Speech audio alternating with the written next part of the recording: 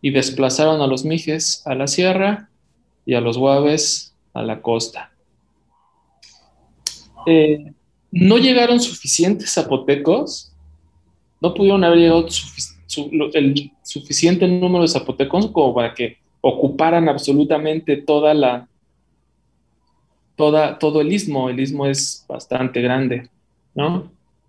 Lo que sí pudo haber pasado es que llegara un grupo reducido, más o menos reducido de zapotecos, se instalara en el istmo, pensemos, no sé, Juchitán, la verdad, no sé, si mi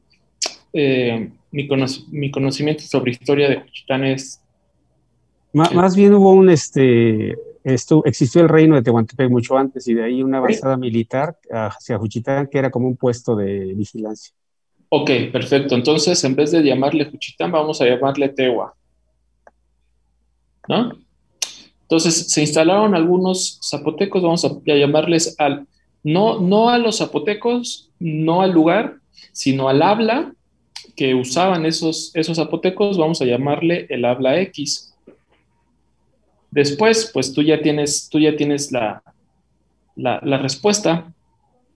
No se fueron todos en conjunto los de Tehuantepec hacia Juchitán, sino se fue un pequeño grupo. Vamos a llamarle a el habla de ese pequeño grupo de zapotecos, el habla Z, ¿sí? De manera que X, o sea, el habla de los tehuanos, tuvo sus propios cambios y el habla de los juchitecos tuvo sus propios cambios. A eso se deben las diferencias entre el habla de Tehuantepec y el habla de Juchitán, aunque ambas lenguas tienen características en común. ¿Cuáles son las características en común? Pues las características del habla de los zapotecos que llegaron inicialmente a Tehuantepec. Después de Juchitán, pues se pudieron haber ido, por ejemplo, a Unión Hidalgo. ¿Cómo es? Rancho Gubina, ¿no? Rancho Gubiña, Rancho Gubina. Ok. Gubiña, con ñ. Gubiña. Ok. Entonces, ese vamos a llamarle Y. ¿Tú qué dirías? ¿Que el zapoteco que se habla en Unión Hidalgo es más parecido al de Juchitán o al de Tehuantepec? El de Unión es mucho más parecido al de Juchitán. Exactamente. ¿Por qué? Porque tiene, además de las características generales del zapoteco y de las características del tehuano que heredó al de Juchitán, pues tiene las características propias del zapoteco de Juchitán y que son distintas al de Tehuantepec. ¿De acuerdo? Ya después, el zapoteco al que podemos llamar Juchiteco de Rancho de Unión Hidalgo, pues tiene sus propios cambios, ¿no? Que lo hacen un poco distinto al de Juchitán. ¿Se ve un poco mejor Martín? Y gracias, aunque aquí digo, insisto, ¿qué pasaría Mm. si alguien de Unión Hidalgo se reincorporara a Tehuantepec, por ejemplo? ¿No habría ningún efecto en cuanto a la forma de habla? No, porque otra vez la pregunta tiene más bien que ver con cómo se dan los cambios lingüísticos. Si una persona de Unión Hidalgo se va a Tehuantepec, lo que va a pasar es que va a adoptar la forma de habla de Tehuantepec o va a hablar como hablan en Unión Hidalgo y ya no va a tener ningún impacto sobre el habla general de todo Tehuantepec. Tal vez él como hablante va a modificar su habla, pero no va a provocar que surja un cambio generalizado en el habla del zapoteco de Tehuantepec. Y dado que nada más es un solo hablante, entonces tampoco esa migración, denme un segundo, silenciar, ahí está. Tampoco la modificación de su propia habla va a modificar en general el habla del zapoteco de Unión Hidalgo. Simplemente él como individuo va a cambiar su forma de hablar.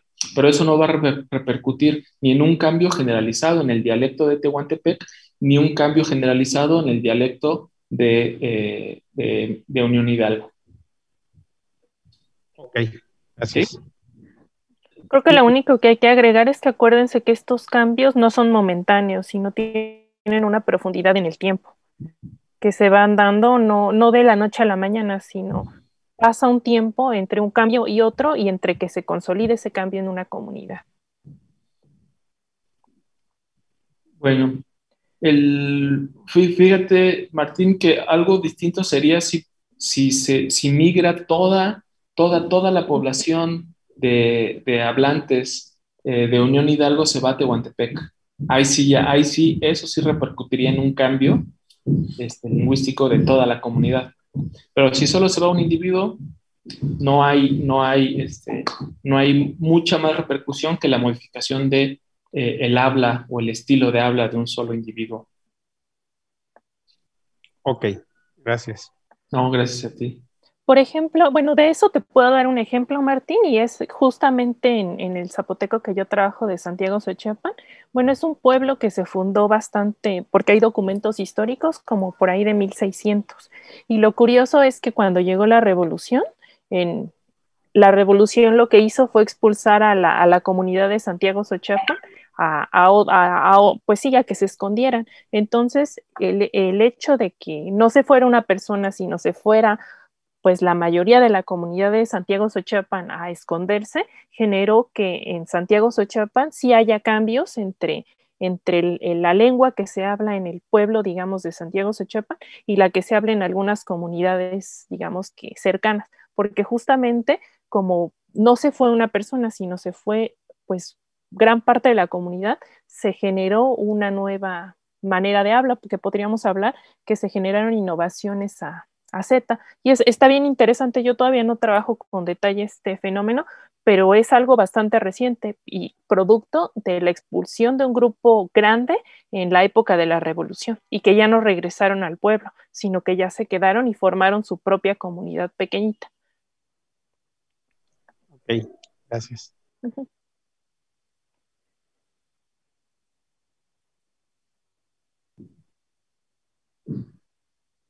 ¿Alguien tiene alguna duda, algún comentario? Yo tengo una duda. Ok, muy bien, César. Solamente quería saber si es posible en medida predecir lo que son estas innovaciones. No, es imposible. Es imposible. Bueno, aquí seguramente me vas a decir, bueno, y si es imposible, entonces, ¿qué sentido tiene que estudiemos los cambios? Es imposible saber exactamente cuál es hay una cosa segura, la lengua va a cambiar. Eso es algo intrínseco a las lenguas. Las lenguas cambian. Eso es siempre, de eso no tenemos la mayor duda, es lo que podemos predecir. Si un grupo de hablantes del español se va a Marte, lo que podemos predecir es que en 100 años el español de esos hablantes de español en Marte va a ser distinto el del habla en la Tierra. Eso lo sabemos, eso se puede predecir y se puede comprobar, ¿no? Bueno, digamos, hay situaciones históricas que nos llevan a comprobar, ¿no? Eso sí se sabe. Ahora, ¿cómo va a cambiar?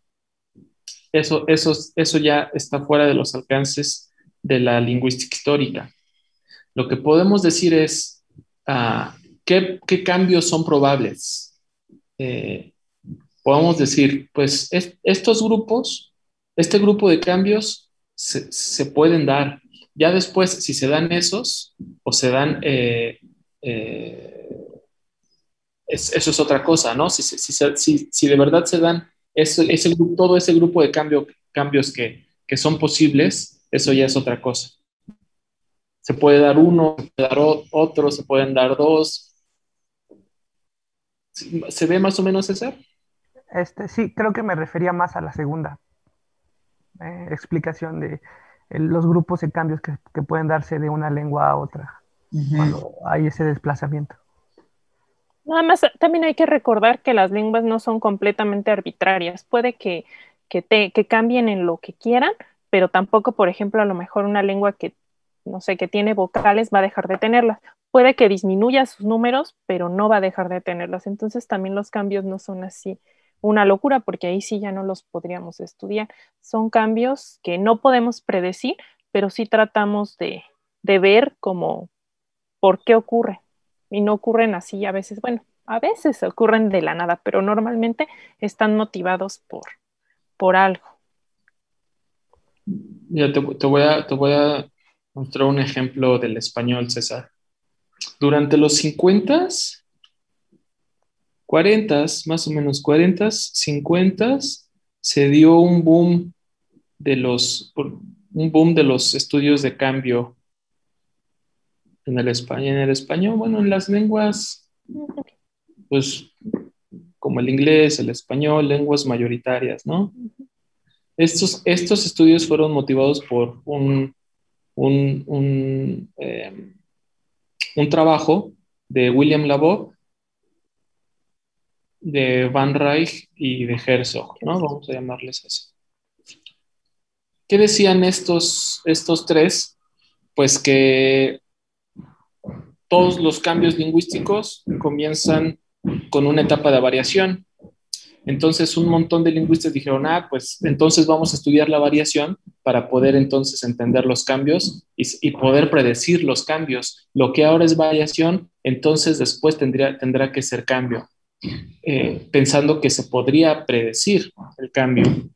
Bueno, voy a hacer referencia a uno de esos estudios.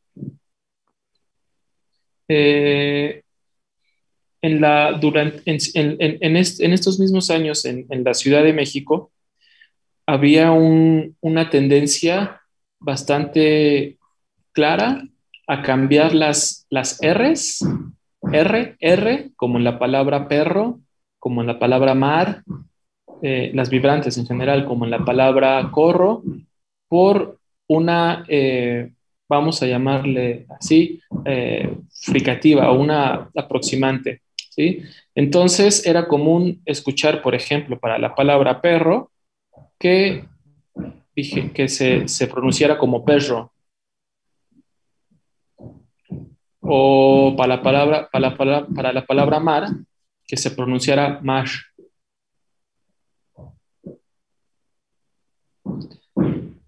Con todo esto en la cabeza, con todo esto en la cabeza que te digo de que lo que hoy es variación, después será cambio, pues se pusieron a estudiar esto y se dieron cuenta que cada vez había más gente que producía esta forma de habla, ¿sí? Y en ese estudio, en el primer estudio de los 50 o de los 40, no recuerdo, predecían que en algún tiempo la vibrante, este sonido R del español se iba a convertir por completo en el sonido R, en el sonido R. Bueno, ¿tú crees que el sonido, esta pregunta es así nada más, pura intuición pura y dura, César? ¿Crees que sí haya pasado esto que predijeron durante los años 50? No, no lo creo. No, no, es que no pasó, ¿no? Aunque ellos, dada la tendencia, ellos aseguraban que eso iba a repercutir en un cambio. Bueno, pues después un lingüista que se llama Julio Serrano estudió esta variación entre estos dos sonidos muchos años después, creo que en el 2000, por ahí así, en el año 2000, o sea, bastantes años después. Y lo que encontró es que el porcentaje de uso de esta forma respecto de esta había disminuido, ¿sí? Y que otra vez esta era la realización más amplia del sonido R, ¿sí? Y él dice, bueno, no solo no se consolidó en un cambio, no solo no cambió este sonido, sino que ahora está regresando a ser como era antes. A eso le llamó, o a eso se le llama retracción del cambio, ¿sí? Es un patrón que va cambiando y que de repente no se consolida el cambio, sino que regresa a su estado de origen. ¿Por qué crees que haya sucedido eso, César? Am, no lo sé porque tal vez no era suficiente en la comunidad hablante o en los hablantes que pudiera darse este cambio. No, no lo sé, no. No. Bueno, ahí te va la explicación. La explicación que da Julio es que en un punto de la historia reciente, se comenzó, bueno, acá una de las cosas que se dieron cuenta en este estudio de los 50 es que las mujeres eran las que hacían más este sonido R, R, R, ¿de acuerdo? Y lo que dice Julio es que en los 2000 ese sonido R, dado que estaba asociado al habla femenina, se empezó a utilizar para hacer burla y hacer mofa del habla homosexual, ¿sí? Del habla gay, ¿de acuerdo? De esa manera se estigmatizó el sonido R y dado que ese sonido ya tenía una carga pues negativa, ¿no? Se utilizaba, por ejemplo, para ridiculizar a una cierta comunidad, ¿no? Si te querían tratar de insultar por tu preferencia, entonces te iban a decir que hablabas con las R's, ¿no? Entonces, esa estigmatización provocó que cada vez más personas dejaran de utilizarla, sobre todo los hombres. Entonces ya los hombres no intentaban no hacer esa R, ¿de acuerdo? Según Julio, esa es la razón de por qué nunca prosperó eso en un cambio lingüístico. Yo no sé si sea verdad o no, ¿no? Pero lo que sí es cierto es que nos da una muestra muy clara de que la lengua, a pesar de que tenga una forma lógica y tenga una representación mental bastante fría, no es matemáticas. La lengua no es, si tengo uno y le sumo uno, me va a dar dos, ¿sí? En la lengua intervienen muchos otros factores sociales y cuando el factor social entra en acción en un sistema lingüístico, las cosas se vuelven caóticas, como lo es caótica la naturaleza humana. ¿Sí? ¿Por qué podemos decir que la lingüística es mitad ciencias duras, ¿no? Y mitad ciencias sociales? Nosotros intentamos ver qué pasa con la parte dura, ¿no? Podemos decir, pues estos cambios son los que pueden darse y ya la parte social que es súper caótica, no es predecible, tal y tal, interviene y multiplica los factores de cambio, los factores que pueden darse, que no pueden darse, estas cosas como actitudes y creencias respecto a tu lengua, intervienen también. Eh, un montón de cosas, ¿no? Como el género, como el sexo, como un montón de cosas. Y eso es lo que no permite que la lengua vaya, vaya cambiando como, yo iba a decir como uno quisiera, pero tampoco es que uno quiera que la lengua cambie como de una manera, de manera predictiva, ¿no? De manera como las ciencias exactas quisieran. Más o menos se ve César. Sí, ya me quedó un poco más claro. Si tengo otra duda sobre esto y reflexiono, regresaré. Órale, me parece muy bien. Bueno, hoy vamos a ver muchos cambios a lo mejor ya más concretos Sí. de respecto a esto, así que Vamos a quitar la parte caótica. Vamos a irnos con la... dice Fernanda que todavía no le queda bien claro el término retención. Sí, muy bien, vamos de nuevo. Voy de nuevo. Hay retención. Voy a borrar mejor todo el...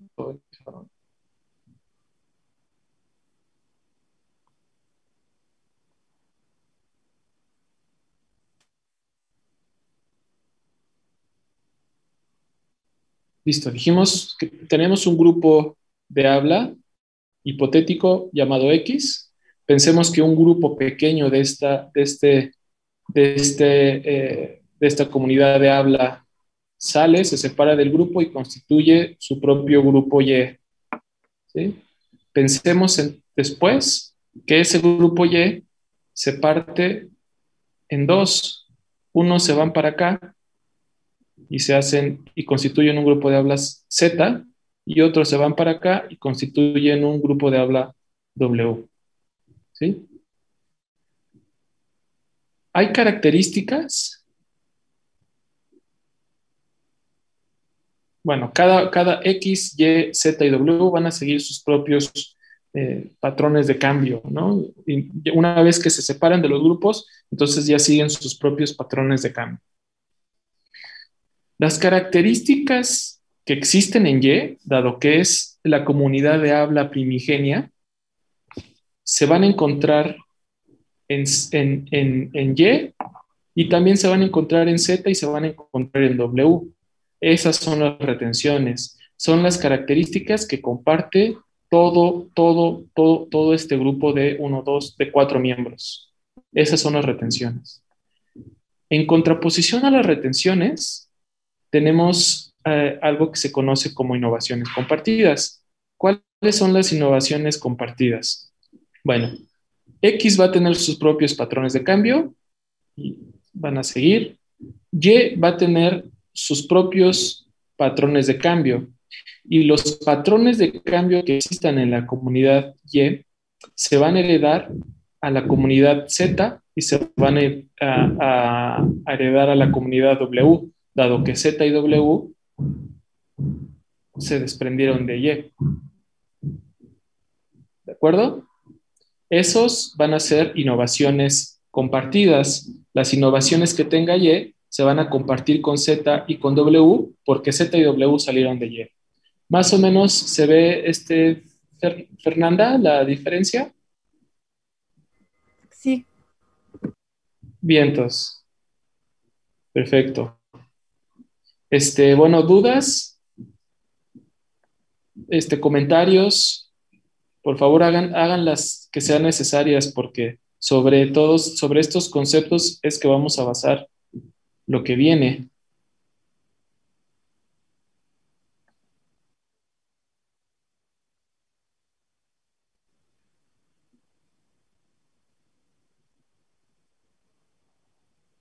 ¿Ninguna?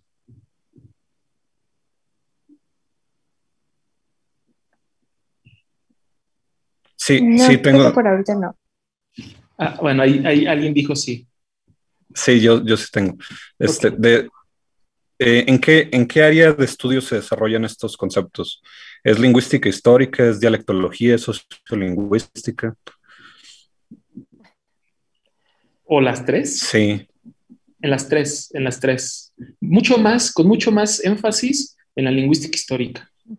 Pero en dialectología también se puede hablar de todos estos conceptos. Sociolingüística menos, pero hay una parte de la sociolingüística que se llama geolingüística y que se refiere a las formas de habla de distintas regiones, por supuesto, geográficas, y ahí también se echa mano de estas nociones. Estaba pensando en sociolingüística por la cuestión de los estratos, por ejemplo. ¿Qué pasa si el grupo Z de repente se convierte en la variante de influencia, ¿no? Y pues ahí se hace un merequetengue. Otro detallito. O sea, lo que estoy viendo es que, o sea, sí son conceptos que, o sea, se puede entender el mecanismo de cómo va la dependencia de los cambios. Pero las variantes en las configuraciones son muchísimas, pues. O sea, entonces se estudia, o sea, el número de fenómenos que se pueden describir con eso, pues son muchísimos. Y pues tanto que se estudia así como que a nivel histórico, pues de decir esto esto es un ejemplo de que pasó tal cosa, pues, ¿no?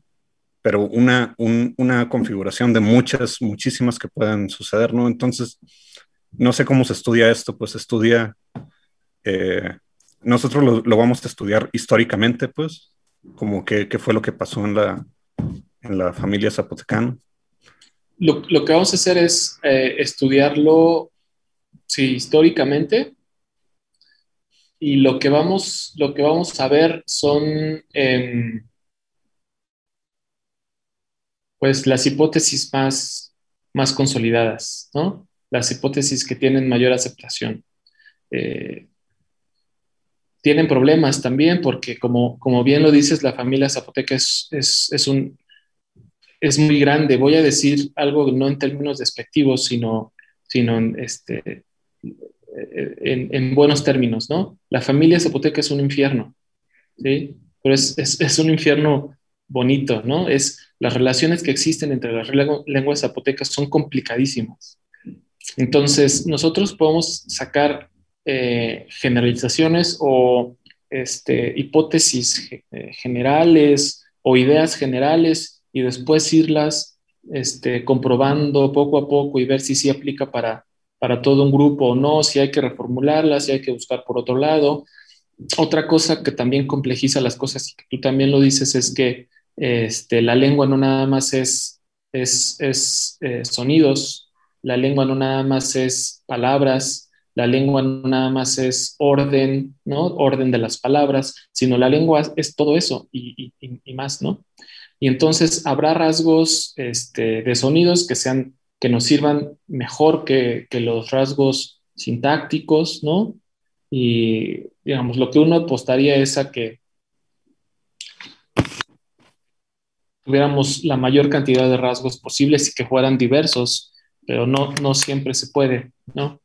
Y digamos, y no se puede no por pereza, sino por lo complicado que es, por el número de lenguas que son, por la cantidad de datos que se necesitan, por la cantidad de gente que está trabajando las lenguas zapotecas, ¿no? Un problema importante, muy importante con las lenguas zapotecas, es que existe esta idea de que zapoteco es uno, dado históricamente tuvo el nombre de un zapoteco, o sea, el nombre es zapoteco y la gente piensa que zapoteco nada más es uno. Eso trae problemas también de tipo práctico, ¿no? O sea, no nada más porque se está ocultando una parte no solo es un problema porque se oculta una parte de la realidad porque se oculta la diversidad de las lenguas zapotecas, sino también es un problema práctico, porque muchos estudiantes cuando deciden estudiar, se decantan por estudiar una u otra lengua, erróneamente piensan que si una lengua tiene menos estudio, entonces esa va a ser la que vale la pena. Y si en una lengua hay bastante gente ya estudiándola, dicen, no, pues en esa ya hay mucha gente estudiando. Y sí hay mucha gente estudiando zapoteco, pero está estudiando distintos zapotecos, ¿no? Y hay mucha gente que se necesita también para estudiar las lenguas zapotecas que no han sido ni siquiera estudiadas. Vamos a ver ahora más adelante algunas de las que no tenemos información, pero de nada, porque nadie ha trabajado esas lenguas o las personas que han trabajado esas lenguas no son generosas con sus datos, no publican, no ponen a disposición sus bases de datos. Eso es un problema grave. Entonces, cuando alguien dice, no, pues yo no voy a estudiar zapoteco porque en zapoteco ya hay 10 personas estudiando, sí, pero hay tal vez 60 lenguas zapotecas, ¿no? Y lo otro que me gustó mucho de lo que dijiste es que esto de esta mirada sociolingüística que le diste al cambio, ¿no? Nosotros vamos a irnos solamente con una parte que es el cambio lingüístico y vamos a dejar un poco de lado la otra parte que tocaste, que es el contacto. Cuando una lengua se vuelve prestigiosa, tiende a difundir rasgos, ¿no? Difunde léxico, difunde sonidos, dado que se vuelve de prestigio, pues mucha gente quiere hablar como se habla en ese pueblo, ¿no? Véanlo ahora, la lengua de prestigio es el inglés, todo el mundo quiere aprender inglés.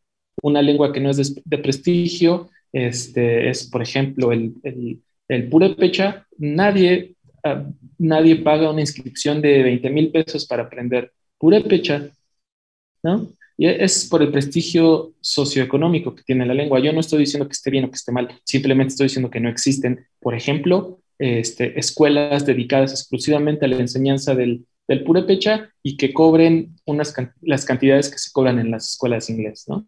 Esto es porque el inglés es de prestigio y el purépecha. Entonces,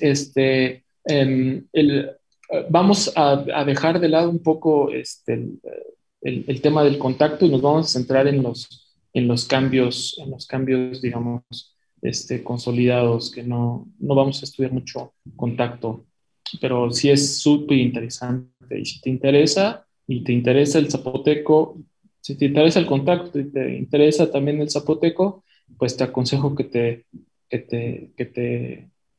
acerques con Rosemary Bean, que es la que está estudiando fonología, bueno, no fonología, desarrollo histórico de las lenguas zapotecas y también contacto en las lenguas zapotecas, y está luchando por intentar esclarecer cuáles rasgos son heredados, cuáles rasgos son difundidos.